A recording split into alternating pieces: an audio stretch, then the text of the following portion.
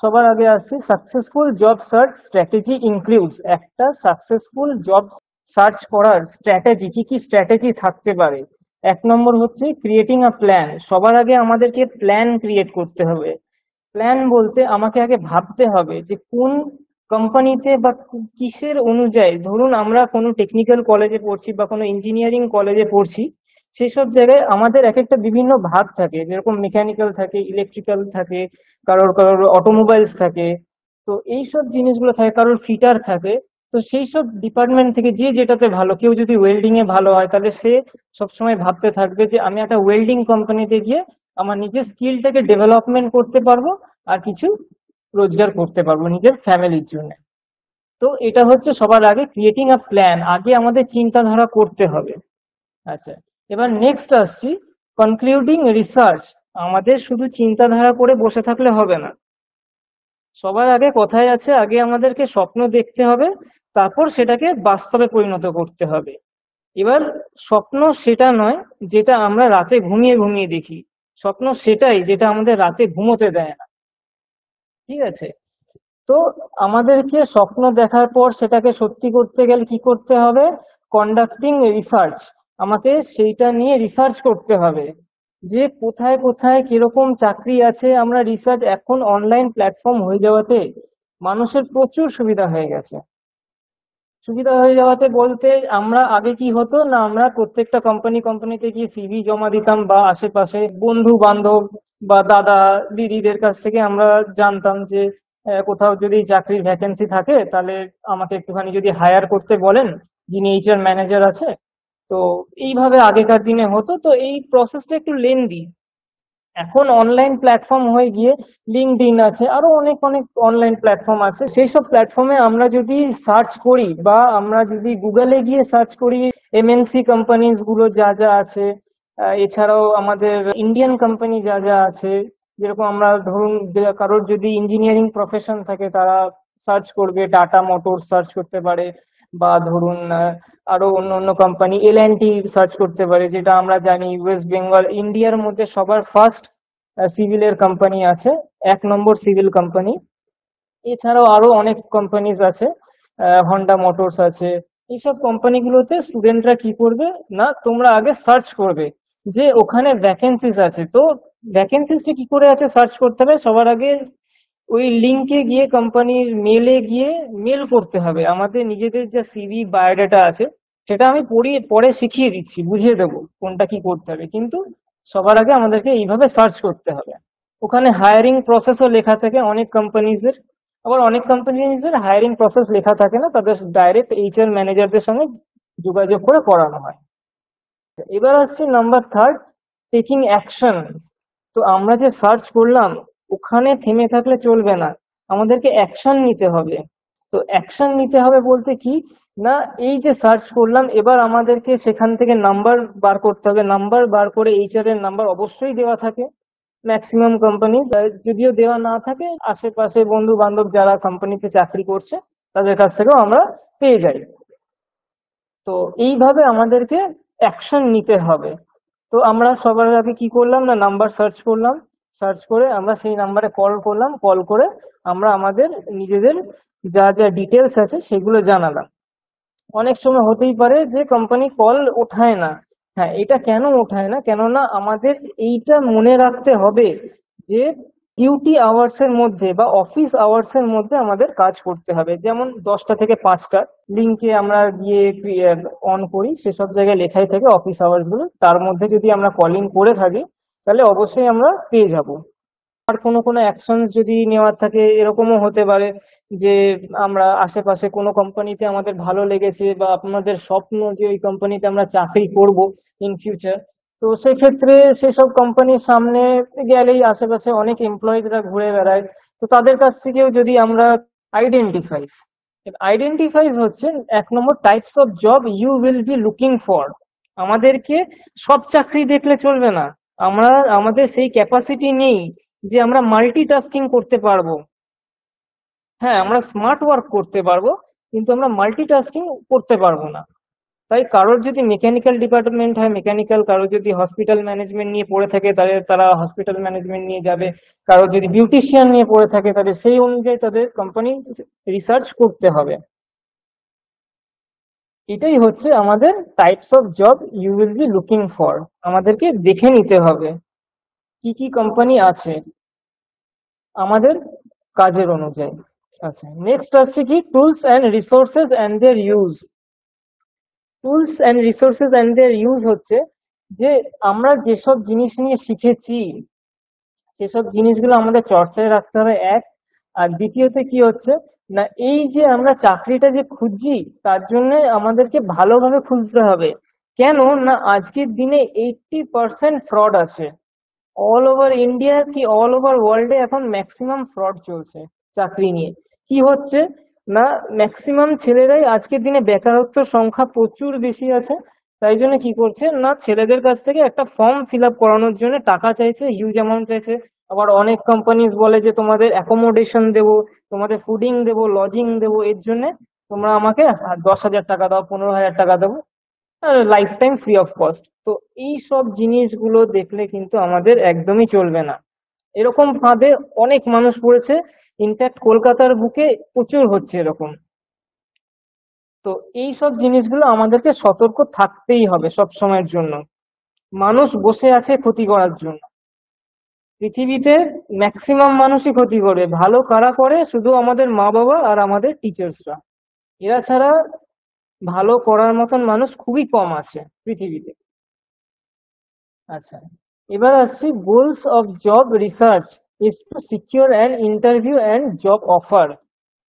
আমরা তো সবকিছু সার্চ করলাম, এত কিছু দেখলাম জানলাম, আমাদের প্ল্যান ক্রিয়েট করলাম, কিন্তু এইগুলো তখনই সাকসেসফুল হবে যখন আমরা একটা ইন্টারভিউ অফার পাবো কোনো এইচআর এর কাছ থেকে।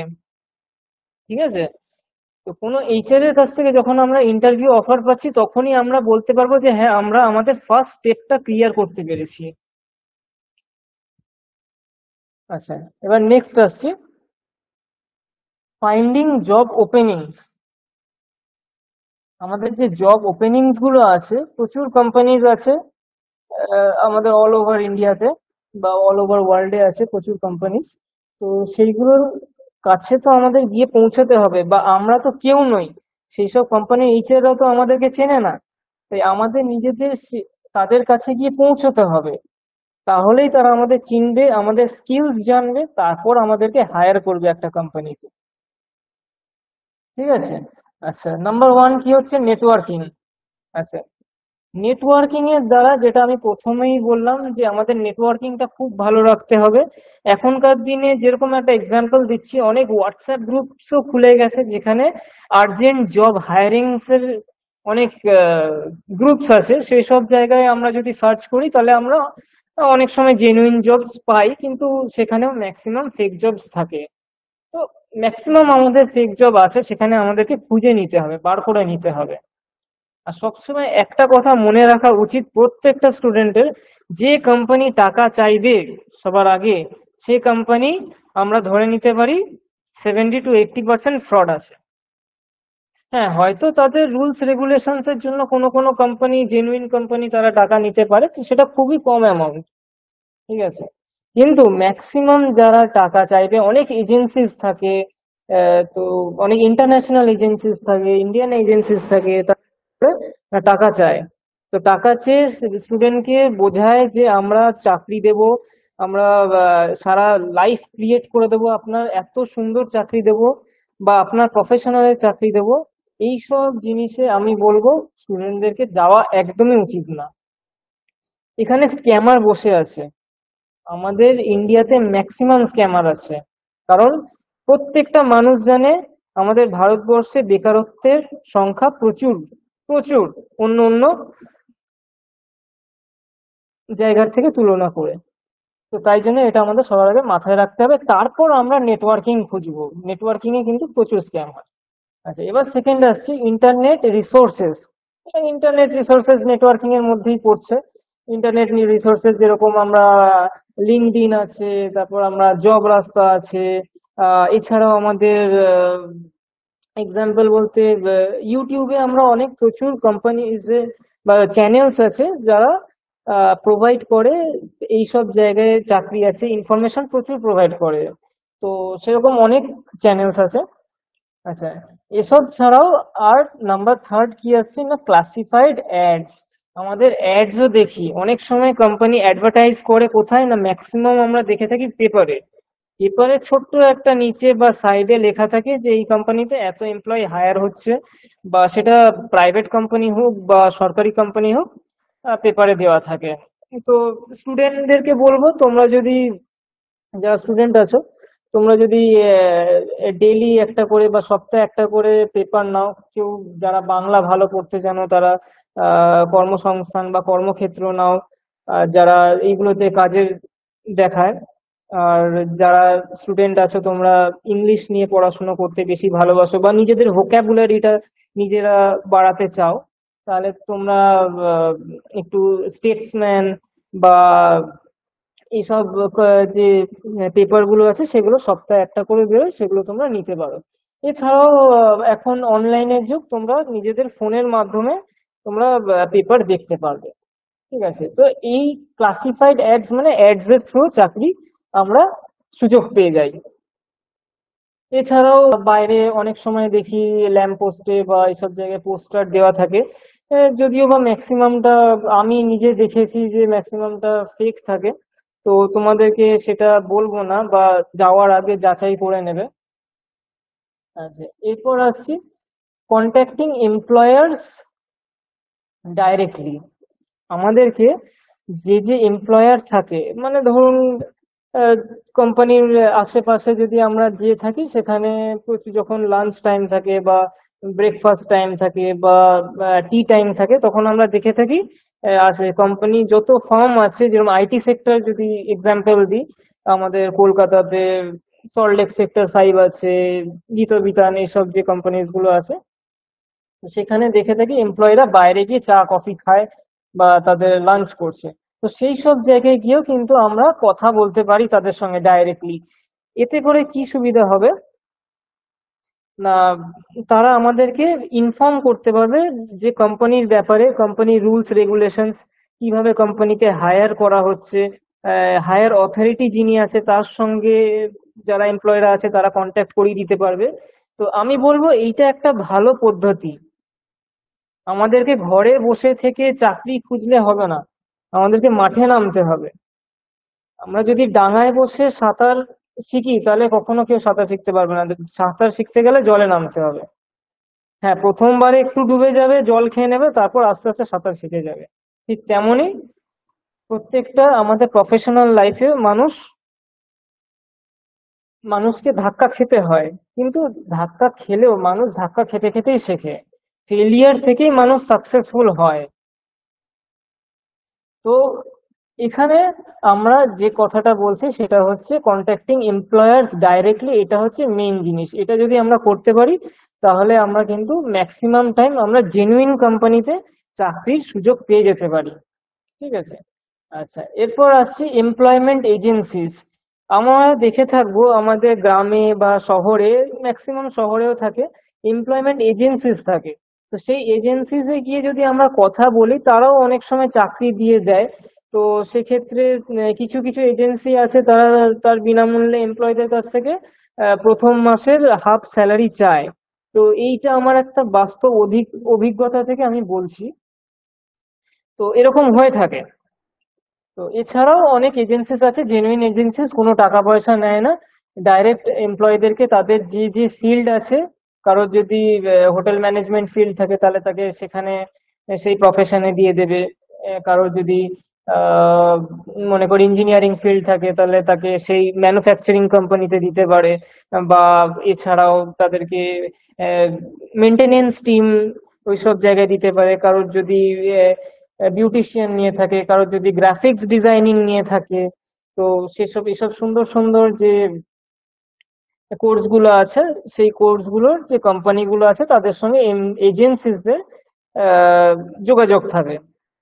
তো তাদের সঙ্গে এমপ্লয়ীদেরকে কোম্পানিতে একটা ইন্টারভিউ নিয়ে তারা কাজে জয়েন করিয়ে দিতে পারে বা কাজে হায়ার করিয়ে দিতে পারে। ঠিক আছে। আচ্ছা, এরপর আসি আমরা কি প্রফেশনাল অ্যাসোসিয়েশনস। প্রফেশনাল অ্যাসোসিয়েশনস বলতে অনেক আমরা অ্যাসোসিয়েশন দেখে থাকবো বা অনেক ক্লাবস দেখে থাকবো। এখন হোয়াটসঅ্যাপ এর মাধ্যমে গ্রুপ হয়ে গেছে, খুব সুবিধা, কিন্তু কয়েকটা মানে যখন হোয়াটসঅ্যাপ ছিল না, ফেসবুক ছিল না, যখন নেটওয়ার্কিং এত ভালো ছিল না, তখন আমরা দেখে থাকতাম অনেক অ্যাসোসিয়েশন থাকে যারা মানুষের ভালোর জন্য থাকে, নন প্রফিটেবল অ্যাসোসিয়েশন যেগুলো থাকে। তো সেই সব অ্যাসোসিয়েশন গুলো কি না, তারা সারাউন্ডিং এর ভালো করার জন্য, এনভায়রনমেন্টটাকে ভালো রাখার জন্য, মানুষকে চাকরি দেওয়ার জন্য তারা কাজ করে। তো সেই সব প্রফেশনাল অ্যাসোসিয়েশন গুলোতেও কিন্তু যদি স্টুডেন্টরা যোগাযোগ করে, তাহলে তারা ভালো চাকরি পেতে পারে। আচ্ছা, এখানেও কিন্তু ফ্রড হয়ে থাকে। আমি যত কটা বললাম প্রত্যেকটার মধ্যেই কিন্তু স্ক্যাম থাকবেই। কেন থাকবে? আগেই বলে দিলাম, আমাদের পৃথিবীতে ম্যাক্সিমাম আজকের দিনে ফ্রড আছে। তাই প্রত্যেকটা মানুষকে, যারা ইন্টারভিউ দিতে যাবে বা যারা কোম্পানি খুঁজতে যাবে, সবার আগে আমাদেরকে জেনে রাখতে হবে যে, যাচাই করে নিতে হবে যে কোম্পানিটা আদৌ ভালো কিনা, বা যার সঙ্গে আমরা কন্ট্যাক্ট করছি, সেটা এজেন্সি হোক বা কোনো অ্যাড এর মাধ্যমে হোক বা ইন্টারনেট রিসোর্সেস হোক বা কোনো অ্যাসোসিয়েশন হোক, তারা লিগ্যাল কিনা।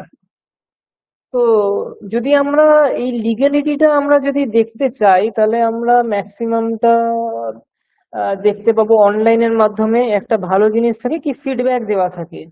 তো আমরা ফিডব্যাক ফর্ম যেগুলো আছে সেগুলো যদি আমরা দেখে থাকি, যারা এর আগেও তো প্রচুর মানুষ এসব এজেন্সিস বা অ্যাসোসিয়েশনদের সঙ্গে বা এইসব গ্রুপের সঙ্গে কাজ করেছে বা এইসব অ্যাপস এর সঙ্গে যোগাযোগ করেছে, কাজও পেয়েছে। তো তাদের আমরা যদি আহ, দেখে থাকি ফিডব্যাক, তাহলে আমরা বুঝতে পারবো সেই এজেন্সি বা অ্যাসোসিয়েশন বা সেই অ্যাপস, ফোনের যে অ্যাপস গুলো থাকে সেগুলো লিগ্যাল কিনা, বা সেই সব কোম্পানি গুলো লিগ্যাল কিনা। ঠিক আছে, আশা করি এতটা অবধি আপনারা সবাই বুঝতে পেরেছেন। আর যদি কারোর কোনো প্রশ্ন থেকে থাকে তাহলে করতে পারেন।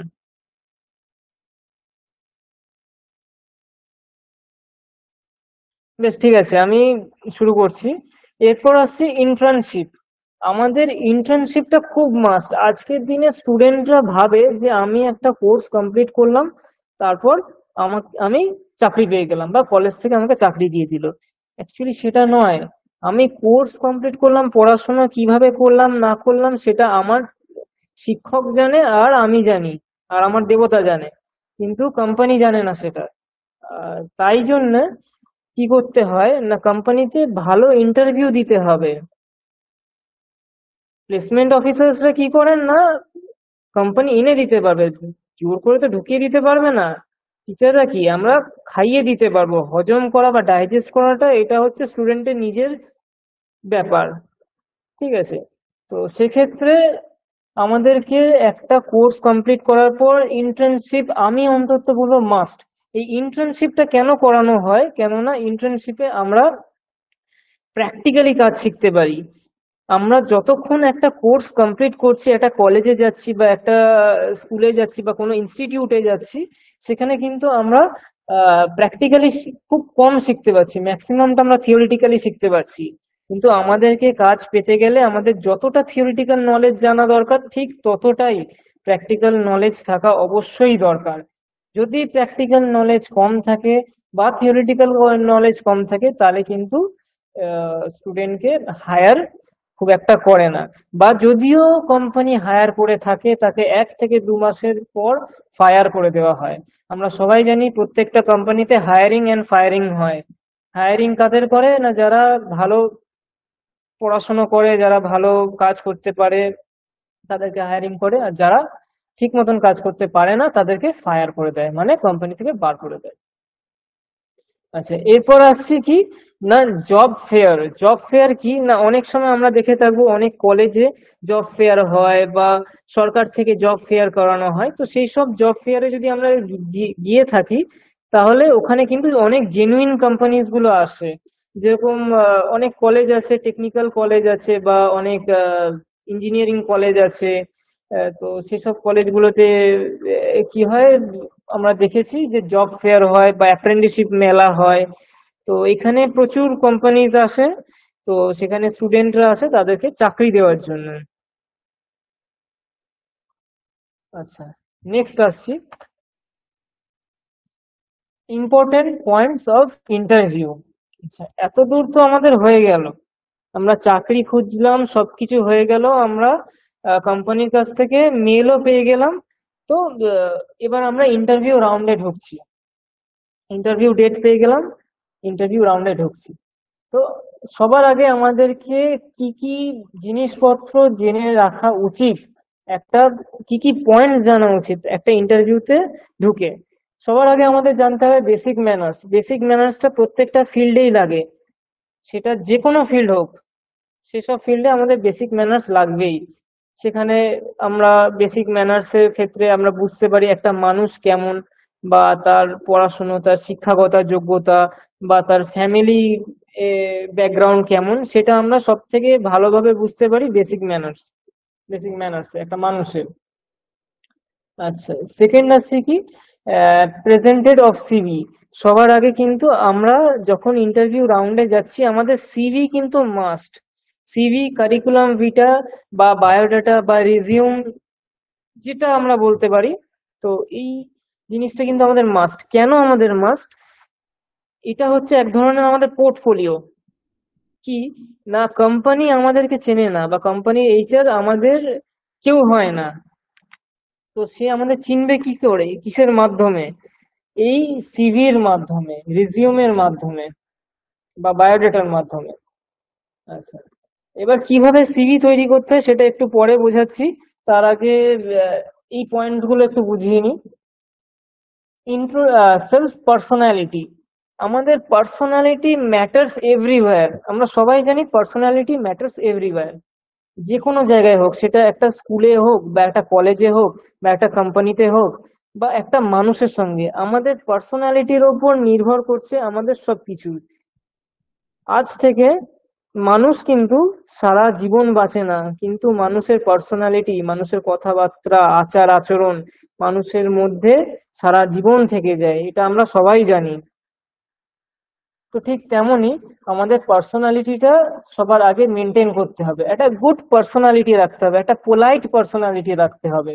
আমরা দেখে থাকি রাস্তাঘাটে অনেকে রুড পার্সোনালিটি ইউজ করে। তো সেই সব ক্ষেত্রে আমরা নিজেরাই এক্সপিরিয়েন্সড হই কি, না দূর এই মানুষটার সঙ্গে কথা বলবো না, এই কেমন একটা রুড বিহেভিয়ার করছে। তো তাদের কাছ থেকে আমরা সরে সরে থাকি। সেই সব মানুষরা হয়তো আজকে বুঝতে পারছে না, কিন্তু আজ থেকে 2-3 দিন পরে হলেও কি, 1 মাস 2 মাস পরে হলেও তারা বুঝতে পারবে কেন মানুষ আমাদের থেকে দূরে সরে যাচ্ছে। আচ্ছা, এর পরে আসছি আমরা, ইন্ট্রোডিউস ইয়োর সেলফ। আমাদেরকে কিন্তু ইন্ট্রোডাকশন সবার আগে দিতে হবে, ইন্ট্রোডাকশন ইজ মাস্ট। কোম্পানির এইচআর যিনি থাকবেন, তিনি আমাদের কাছ থেকে ইন্ট্রোডাকশন নেবেই। আমাদের ইন্ট্রোডাকশনের মধ্যে কি কি পড়ছে, আমাদের নিজের নাম, আমাদের নিজের বয়স, নিজেদের আমরা কি কি নিয়ে পড়াশোনা করেছি এতদিন অবধি, হায়ার এডুকেশন, আমাদের এরপর আমাদের কি করার ইচ্ছে আছে, কেন আমরা চাকরিটা জয়েন করতে চাইছি, আমাদের ইন ফিউচার গোল কি, এসব কিন্তু আমাদের ইন্ট্রোডাকশনে দিতে হয়, মানে আমার নিজের ব্যাপারে বলা।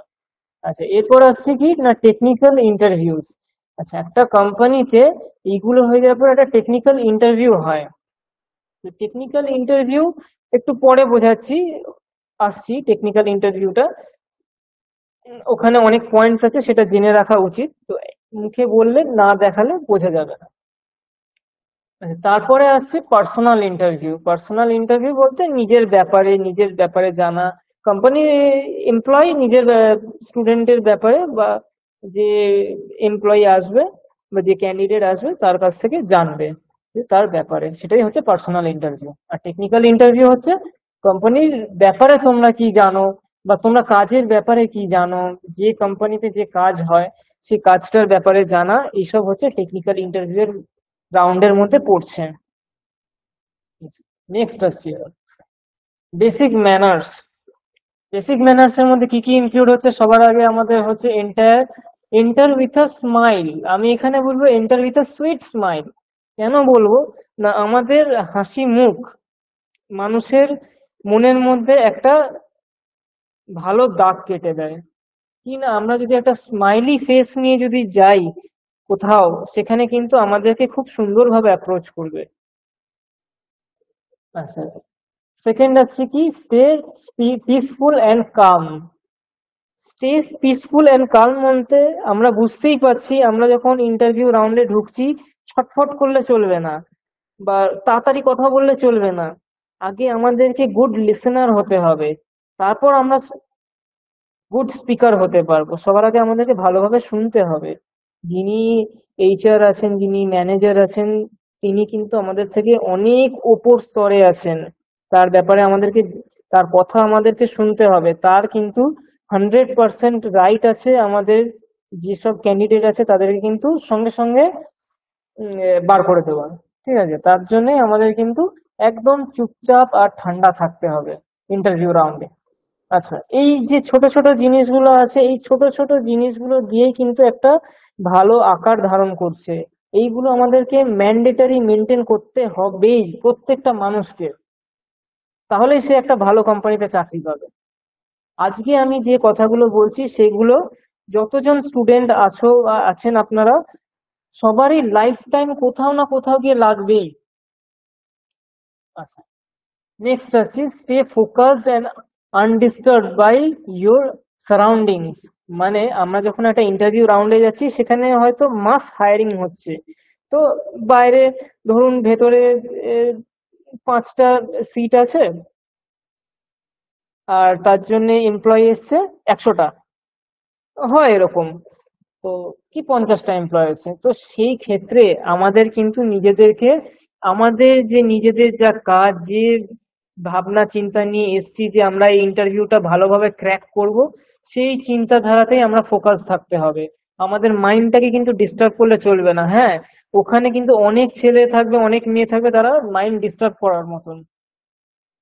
100টা ছেলের মধ্যে 80টা ভালো থাকবে, 10-20টা খারাপ থাকতেই পারে। আচ্ছা, এরপর আসছি listen to the experience of candidates interviewed before you. এটা কিন্তু খুব ইম্পর্টেন্ট জিনিস।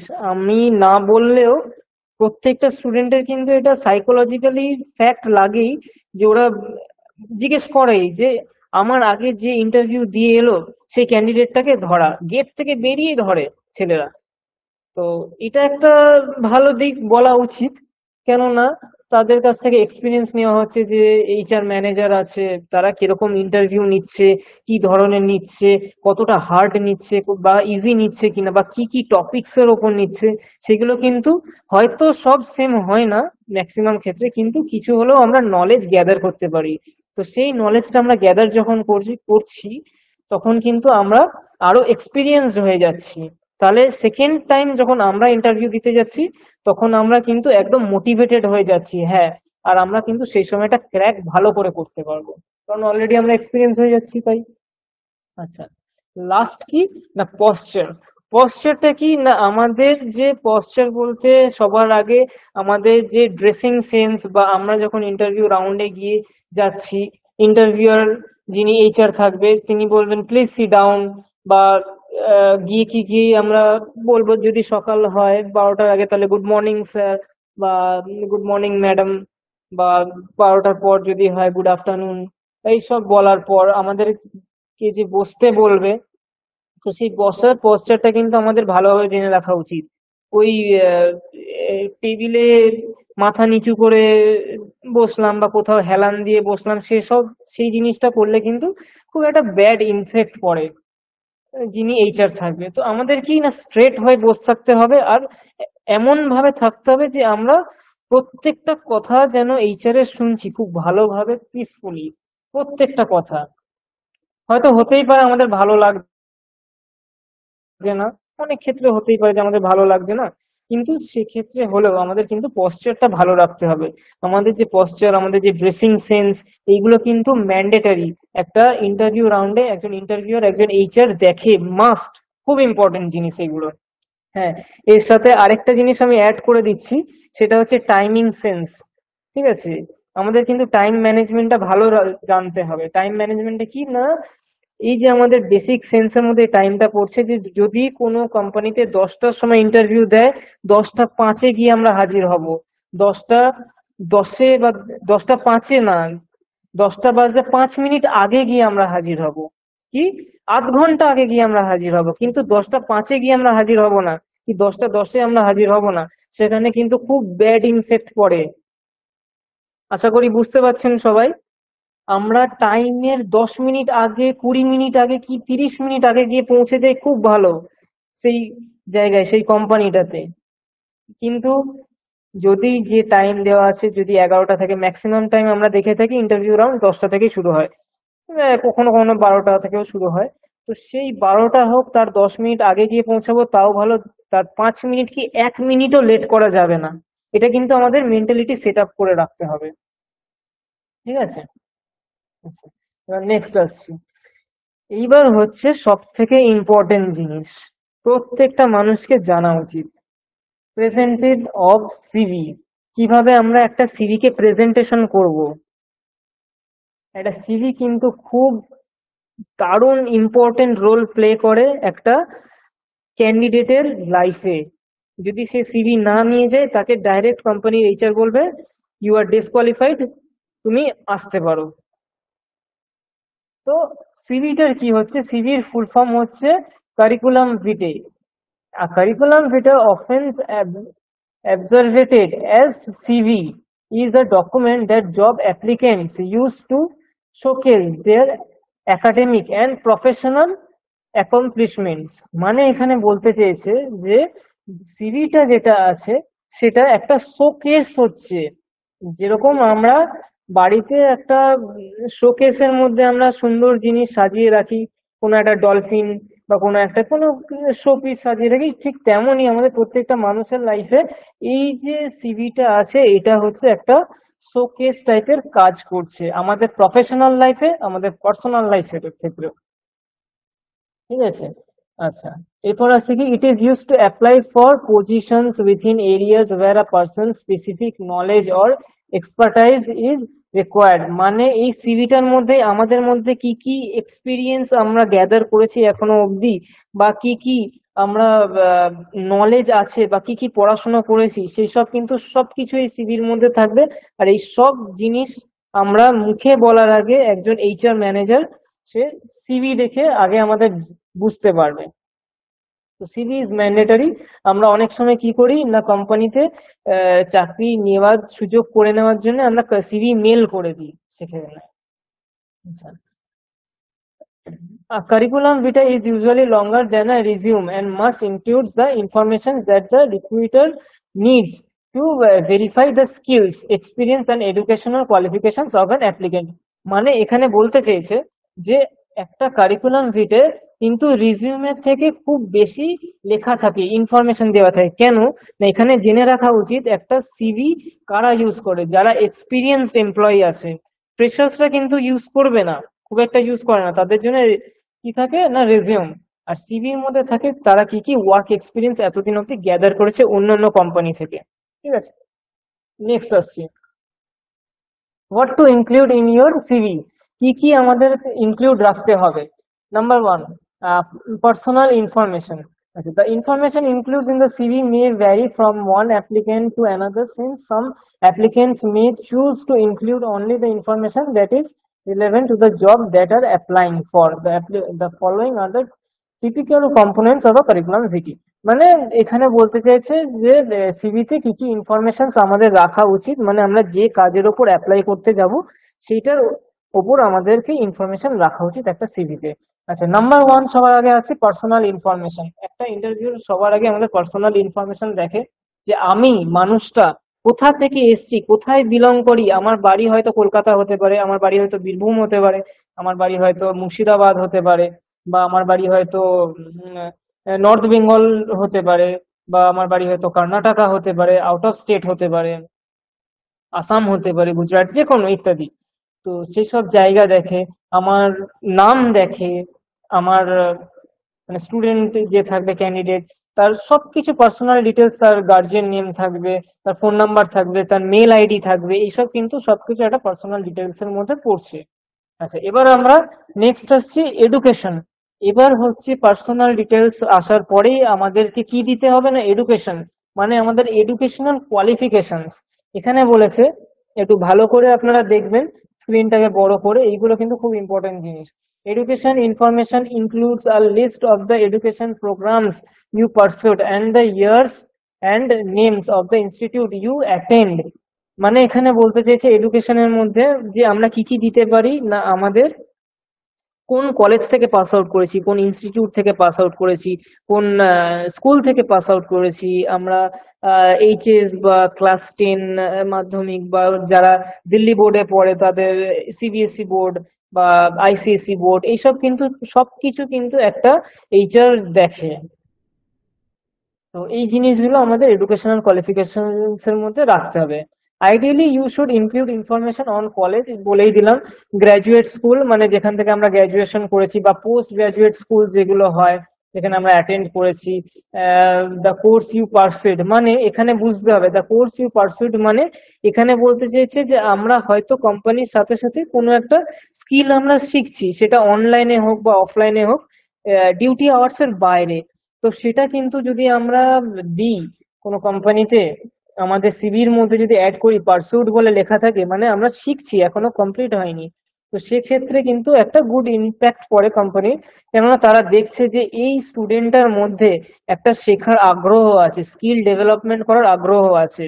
আমাদেরকে সবাইকে জেনে রাখা উচিত, আমাদের মোবাইল ফোন যেরকম প্রত্যেক মাসে কি প্রত্যেক সপ্তাহে যখন তখন আপডেটস নিচ্ছে, ঠিক তেমন আমাদের মানুষকেও আপডেট হতে হবে। যদি আমরা আপডেট না হতে পারি তাহলে আমাদের ব্যাকডেটেড হয়ে যাব। আর আমাদের আশেপাশে যারা আছে বন্ধু বান্ধব, তারা কিন্তু আপডেটেড হয়ে তারাই আগে চাকরিটা পাবে। এটা বাস্তব, কোনো মিথ্যে কথা না, এটা একদমই বাস্তব জিনিস। আচ্ছা, নেক্সট আসছি, employers use the education information to determine if your professional qualification match the job requirement of the position you are applying for। এখানে এমপ্লয়ার্স রা দেখবে, যারা ইন্টারভিউ নেবে তারা দেখবে যে ঠিকঠাক ভাবে আমার কোম্পানিতে যে কাজের জন্য ছেলেটাকে বা মেয়েটাকে আমি হায়ার করছি, সে ওই কাজের উপযুক্ত কি, হ্যাঁ কি না, আছে কি না, সেটা কিন্তু তারা এই এডুকেশনাল কোয়ালিফিকেশন থেকেই বুঝে। নেক্সট আসছে ওয়ার্ক এক্সপিরিয়েন্স। এটা যারা ফ্রেশার্স তাদের ক্ষেত্রে স্কিপ করে যাওয়াটাই ভালো, তারা ওয়ার্ক এক্সপিরিয়েন্স দিতে পারবে না। আর যারা ফ্রেশার নয় তাদের ক্ষেত্রে একটু জেনে রাখা উচিত, ওয়ার্ক এক্সপিরিয়েন্সটা আমাদের খুব ম্যান্ডেটরি। এই ওয়ার্ক এক্সপিরিয়েন্সের ওপর নির্ভর করছে আমাদের স্যালারি, আমাদের ফিউচার লাইফ, আমাদের প্রমোশন, এই সব কিছু আমাদের, যে আমরা যে পজিশন পাবো কোম্পানিতে, এই সবকিছু ডিপেন্ড করছে ওয়ার্ক এক্সপিরিয়েন্স এর ওপর। আর এই ওয়ার্ক এক্সপিরিয়েন্স পেতে গেলে আমাদেরকে কি করতে হবে, পড়াশোনা কমপ্লিট করার পর আমাদের যে কোনো কোম্পানিতে আগে ঢুকে পড়তে হবে ওয়ার্ক এক্সপিরিয়েন্সের জন্য। আমরা যদি ইন্টার্নশিপ নিই সেটাও একটা ভালো ইম্প্যাক্ট পড়ে, ইন্টার্নশিপের পর একটা সার্টিফিকেট দেওয়া হয় কোম্পানি থেকে। বা আমরা যদি অ্যাপ্রেন্টিসশিপ করি, তো সেক্ষেত্রেও আমরা একটা ভালো এক্সপিরিয়েন্স সার্টিফিকেট গ্যাদার করতে পারি, যেটা আমাদের ইউজ হয় যে কোনো কোম্পানিতে অ্যাজ এন এক্সপিরিয়েন্স। অল্প স্বল্প এক্সপিরিয়েন্সের ক্ষেত্রে আমরা অ্যাপ্রেন্টিসশিপ জেনে থাকি 1 বছর কি 2 বছর অব্দি হয়ে থাকে, তো সেটা একটা বড় এক্সপিরিয়েন্স গ্যাদার হচ্ছে না, বাট কিছু তো হচ্ছে। যে এরপর আসছে কি, অনার্স এন্ড অ্যাওয়ার্ডস।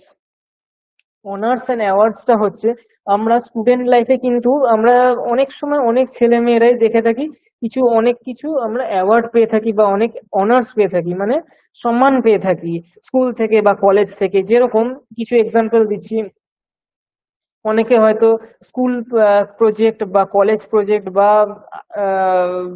আইটিআই বা ইনস্টিটিউটের প্রজেক্টে ফার্স্ট হয়ে থাকে, তো সেক্ষেত্রে আমরা পেয়ে থাকি মেডেল পেয়ে থাকি, বা আমাদেরকে একটা সার্টিফিকেট দেয়। তো এইসব জিনিসগুলো কিন্তু আমরা ওয়ার্ক এক্সপিরিয়েন্স বা আমাদের যে সিভি থাকে সেখানে অ্যাড করলে খুব ভালো কাজ দেবে। যেরকম আমরা ভাত খাই, ভাতের সাথে যদি একটুখানি নুন দিয়ে দিই তাহলে আমাদের টেস্টটা আরেকটু সুন্দর বেড়ে যায়।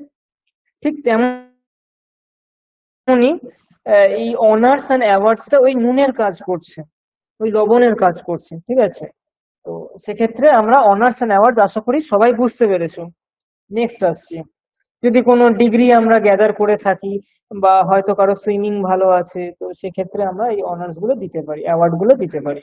অ্যাড করতে পারি। Number fifth, skills. আমাদের মধ্যে কি কি স্কিল আছে, এই স্কিলটা কিন্তু খুব ইম্পর্টেন্ট, ম্যান্ডেটরি একটা সিভিতে। আমাদের স্কিল দেখেই প্রত্যেকটা মানুষ বুঝতে পারে যে প্রত্যেকটা এইচআর, মানুষ বলতে এইচআর বুঝতে পারে যে আমাদের মধ্যে কিছু আছে যেটা দিয়ে আমি এই ক্যান্ডিডেটটাকে নিয়ে আমার কোম্পানি থেকে আমি প্রোডাকশন হোক বা ম্যানুফ্যাকচারিং হোক বা মেনটেনেন্স হোক, আমি আমার প্রফিট আনতে পারবো কোম্পানির। তো এই স্কিলস গুলো কিন্তু খুব ম্যান্ডেটরি ইউজ করা হয়। আচ্ছা, নাম্বার সিক্সতে আসছি, publication and presentation. If you are publish academic or conference papers, you should list them in this section. আচ্ছা, এখানে বলতে চেয়েছে যে আমরা যদি কোনো কখনো কোনো কিছু প্রেজেন্ট করে থাকি, কোনো পেপার বা আমরা কোনো কবিতা লিখে থাকলাম, সেটা যদি পাবলিকলি হয়ে যায়, সেটা যদি ভালো জায়গায় যায়, মানে সেটা যদি কোনো পেপারে চলে আসে, তো সেই সব জিনিসগুলো খুব গুড ইম্প্যাক্ট করছে। তো সেক্ষেত্রে আমরা কিন্তু সিভিতে অ্যাড করতে পারি। আচ্ছা, এরপর এছাড়াও আমরা যেরকম প্রেজেন্টেশন বলতে আমরা কলেজ লাইফ কি স্কুল লাইফে প্রেজেন্ট করে থাকি, অনেক সময় আমরা পাওয়ার পয়েন্ট প্রেজেন্টেশন দিয়ে থাকি যে প্রজেক্টটা করেছি, বা ইনস্টিটিউটে যদি কেউ ড্রেস ডিজাইনার হয়ে থাকে বা মেকআপ আর্টিস্ট হয়ে থাকে, বা তারা কিভাবে এই প্রসিডিওরটা করলো, বা কেউ যদি ইঞ্জিনিয়ার হয়ে থাকে তারা কিভাবে একটা মেশিন রিপেয়ার করলো বা মেশিন ম্যানুফ্যাকচার করলো, আহ, সেটা হোক না কোনো মডেল হোক বা কোনো কিছুই হোক, কোনো মেশিনের মডেল হোক, তো সেই সব জিনিসগুলো যদি আমরা প্রেজেন্ট করতে পারি, এইসব হচ্ছে প্রেজেন্টেশন। তো এইসব জিনিসগুলো যদি আমরা দেখাতে পারি তাহলে খুব ভালো একটা, ভালো চোখে আমাদেরকে দেখবে এইচআর। আচ্ছা, ব্যাস এতটুকুই। আচ্ছা, আচ্ছা, লাস্ট যেটা আছে সেটা হচ্ছে জব ইন্টারভিউ কোশ্চেন্স। এটা কিন্তু খুব ম্যান্ডেটরি জিনিস। আমাদের এই যে কোশ্চেন গুলো আছে এগুলো তোমরা বা আপনারা যারা আছেন তারা লিখে নিতে পারেন। খুব ইম্পর্টেন্ট, এগুলো কোশ্চেন করেই থাকে একজন HR. Number one, tell me about yourself. নিজের ব্যাপারে কিছু বলো। ঠিক আছে, এই কথাটা বলবেই 100%। যে কোনো আমরা ইন্টারভিউ দিয়ে থাকি না কেন, tell me about yourself কোশ্চেনটা থাকবেই। সেখানে স্টুডেন্টদের উত্তর কি হবে না, নিজের ব্যাপারে বলতে, নিজে কি কি কোয়ালিফিকেশন পাস হয়েছে এখনো অবধি, তার হাইয়েস্ট কোয়ালিফিকেশন জানবে, তার আম, আহ, বাড়ি কোথায় থাকে, তার অ্যাড্রেস, তার ফ্যামিলিতে কে কে থাকে। আচ্ছা, এছাড়াও থেকে থাকে তার ফিউচার গোলস কি থাকে, তার হবি কি, এইগুলো কিন্তু জেনে থাকে প্রত্যেকটা এইচআর। আচ্ছা, নেক্সট আসছি হোয়াট আর, আচ্ছা, নেক্সট আসছি what are some of your strengths and weakness. এখানে জিজ্ঞেস করছে, কোম্পানির এইচআর জিজ্ঞেস করবে তোমার স্ট্রেংথ কি আর তোমার উইকনেস কি। এখানে আমাদের স্ট্রেংথ বলতে বোঝাতে হবে যে সব সময় আমাদের জেনে রাখা উচিত যে কোম্পানিতে আমরা ইন্টারভিউ যাচ্ছি তার মনের মতন কথা বলতে। আমরা সবাই জানি মানুষের মনের মতন যদি কথা বলি তাহলে তার পছন্দের মানুষ হতে পারবো। তো এই জিনিসটা কিন্তু আমাদেরকে সবসময় ম্যান্ডেটরি মনে রাখতে হবে। তাই স্ট্রেংথ বলতে আমরা এক্সাম্পল দিতেই পারি যে আমি খুব ভালো মনিটরিং করি, বা আমি খুব ভালো গ্রুপ ডিসকাশন করতে পারি, বা আমি খুব ভালো গ্রুপ লিডিং করতে পারি, I am a very good leader. তো তার জন্য আমি শুধু যে মুখে বললাম সেটা তো বললে হবে না, তার জন্য কিছু এক্সাম্পল দেখাতে হবে। যেরকম এক্সাম্পল হতে পারে আমি আমার কলেজে গ্রুপ লিডার ছিলাম কোনো প্রজেক্ট ওয়ার্কের জন্য। তো এইসব আমার স্ট্রেংথ দেখাতে পারি। আর উইকনেসেও কিন্তু অনেক স্টুডেন্টরা কিন্তু ভুল করে থাকে যে আমার খুব তাড়াতাড়ি কান্না পেয়ে যায়, এসব উইকনেস অনেক স্টুডেন্টরা বলে থাকে, আমি নিজে দেখেছি।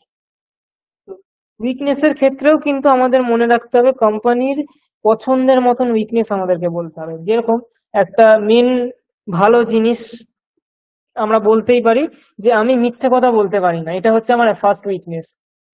আমার ফার্স্ট উইকনেস কি না, আমি মিথ্যে কথা সহজে বলতে পারি না। ঠিক আছে। আচ্ছা, সেকেন্ড উইকনেস কি না, আমি কাজ ছাড়া আমার অন্য সে তেমন কিছু খুব একটা ভালো লাগে না। আমার কাজ করতে, কিছু না কিছু কাজ করতে আমার খুব ভালো লাগে। তো কাজ ছাড়া আমার কিছু ভালো লাগে না, এটাও একটা উইকনেস আমরা বলে দিতেই পারি। আচ্ছা, number third, why do you leave your last job. এটা কিন্তু একটা এক্সপিরিয়েন্স ক্যান্ডিডেটকে 100% কোশ্চেন করবেই। কেননা একজন ইন্টারভিউয়ার কিন্তু দেখে যে যে কেন ও চাকরিটা ছেড়েছে, কেন না যে কারণে ও আগের চাকরি ছেড়েছে সে কারণে এই চাকরিটাও ছাড়তে পারে। তো কি দরকার তাকে আমি হায়ার করে, কি লাভ হবে, সে তো 1 মাস পর কি একদিন পরেই আমার কোম্পানি ছেড়ে পালাবে, এটা হতেই পারে। তো তাই জন্য এই প্রশ্নটা করেই থাকে একজন ইন্টারভিউয়ার। তো সেক্ষেত্রে আমাদেরকে বলতে হবে যে why do you leave your last job, কেন আমি আমার লাস্ট জব ছেড়েছি। এটার ক্ষেত্রে আমাদেরকে সবসময় একটা ভালো কথা বলতে হবে যে two gather a better place where I can show my skills and expertise to my company and the platform on which I am working. মানে এখানে বলতে চেয়েছে যে আমি একটা নতুন প্ল্যাটফর্ম চাই, যেখানে আমি আমার নিজের স্কিল, আমার নিজের এক্সপার্টাইজ সবকিছু আমি আরো খুলে মেলে ধরতে পারবো মানুষের কাছে বা কোম্পানির কাছে। তাহলে কি হবে, আমি আমার নিজের স্কিলটাকেও গ্রো করতে পারবো, আর তার সাথে সাথে আমি কোম্পানিরও কিছু গ্রোথ আমি আনতে পারবো, সেটা প্রাইভেট কোম্পানি হোক বা গভর্নমেন্ট কোম্পানি হোক, যে কোনো কোম্পানি হোক। তো এই কথাটাও কিন্তু আমি কি বললাম, কোম্পানির মনের মতন, এইচআর এর মনের মতন কথা বললাম। এইসব কথা শোনার পর একজন এইচআর এর কিন্তু একটা ভালো মোটিভেশন লেভেল চলে আসে বা একটা ভালো দিক চলে আসে একজন ক্যান্ডিডেটের কাছে। তো এইগুলো কিন্তু মনে রাখা উচিত বা লিখে নেওয়া উচিত। আচ্ছা, number four, do you work better alone or as part of a team. মানে এখানে বলতে চাইছে কোম্পানির এইচআররা জিজ্ঞেস করবে তুমি কি একা কাজ করতে ভালো পারো নাকি তুমি বা আপনি একটা টিমের সাথে কাজ করতে ভালো পারেন। অনেকে মেয়েরা বলে স্যার আমি একা কাজ করতে খুব ভালো পারি। অনেকে বলে স্যার আমি যদি টিম ওয়ার্ক করি তাহলে ভালো হবে, 10 জনের মনের 10 জনের মেন্টালিটি বুঝে তারপর আমি কাজ করব। কিন্তু এইটা বলা যেতে পারে, কিন্তু তার থেকে আমি কি বললাম আগে যে এইচআর এর মনের মতন কথা বলতে হবে, ঠিক এখানেও একটা কথা আমাদেরকে বলতে হবে, স্যার আপনি যে কোনো প্ল্যাটফর্মে আপনি আমায় দিতে পারেন না কেন, আমি একাও কাজ করে দিতে পারবো, আমি অ্যাজ আ টিমও খুব ভালো কাজ করে দিতে পারবো, আমার কোনো কিছুতেই প্রবলেম হবে না। আমি দুটো অপরচুনিটি চাই আপনার থেকে, এবার আপনি যে অপরচুনিটি আমায় দেবেন সেটাই আমি গ্রহণ করে নেব। আচ্ছা, last and the list one, কি do you have any discussion for me. মানে সবকিছু প্রশ্ন উত্তর হয়ে যাওয়ার পর কোম্পানির এইচআর এর যদি পছন্দ হয় সেই এমপ্লয়িটাকে, বা সে এখনো সে এমপ্লয়ি নয়, সে ক্যান্ডিডেট, তো সেই ক্যান্ডিডেটটাকে যদি পছন্দ হয় তখন কোম্পানি লাস্টে এই প্রশ্নটা করে তোমার কি কিছু জানার আছে আমার সম্বন্ধে, আমাদের কোম্পানির সম্বন্ধে, বা কিছু জিজ্ঞেস করার আছে। তো সেক্ষেত্রে স্টুডেন্ট যারা আছেন তারা জিজ্ঞেস করে নিতেই পারেন আহ, নিজেদের ইচ্ছা, যে কি ইন ফিউচার গ্রোথ কি হতে পারে বা এসব তাদের নিজেদের প্রশ্ন তারা জিজ্ঞেস করে নিতে পারে। তো যতটা অবধি আমি বোঝালাম, এর মধ্যে কি কোনো অসুবিধা আছে কারোর, তাহলে আমাকে জিজ্ঞেস করতে পারেন আপনারা যারা উপস্থিত আছেন। যদি কোনো প্রবলেম থেকে থাকে তাহলে আপনারা আমাকে জিজ্ঞেস করতে পারেন, আমি আছি এখানে আপনাদেরকে হেল্প করে দেওয়ার জন্য। আশা করি সবাই বুঝতে পেরেছেন, কারোর অসুবিধা নেই। এই যে আজকে ইন্টারভিউ সেশনটা, জব ইন্টারভিউ কোশ্চেন যা যা বোঝালাম, এটা কিন্তু একটা খুব বড় স্কিল ডেভেলপমেন্ট একটা মানুষের বা একটা স্টুডেন্টের বা একজন এমপ্লয়ের, সে হোক না এক্সপিরিয়েন্স, সে 10 বছর এক্সপিরিয়েন্স হোক কি 20 বছর এক্সপিরিয়েন্স হোক, সবার কিন্তু এই জিনিসটা ম্যান্ডেটরি, সবার লাইফে লাগবেই। ঠিক আছে, ঠিক আছে, থ্যাংক ইউ এভরিবডি।